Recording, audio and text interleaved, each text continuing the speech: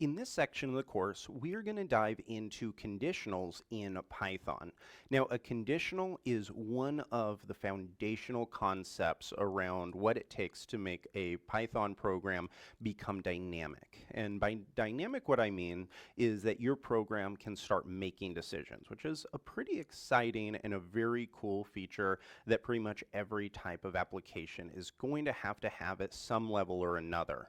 Now, conditionals are simply a way of saying if one situation occurs, I want you as a program to perform one task. But if a different situation occurs, I want you to perform this other task. Let's take a little bit of a real world example with this. So let's say that we're building out an authentication system, which simply means we want to check to see if a user who goes to our website or our mobile application is allowed to go into the system. We could build something like this, and this isn't the syntax, this is more of a visual. So we can say if user and then password are correct, so we'll say correct, then I want to perform a couple tasks. So if the answer is yes, then I want to come down here and say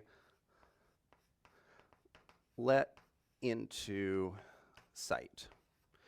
But now what if it's not correct? We may have a couple of different options. So if it's no, then we don't want to only say they're not allowed into the site. So that's definitely part of it. We're not going to let someone who's not authorized in. But what we may do is have a secondary check and a secondary conditional. So we say if that's not correct, then no, we're not going to let them into the site. So not authorized.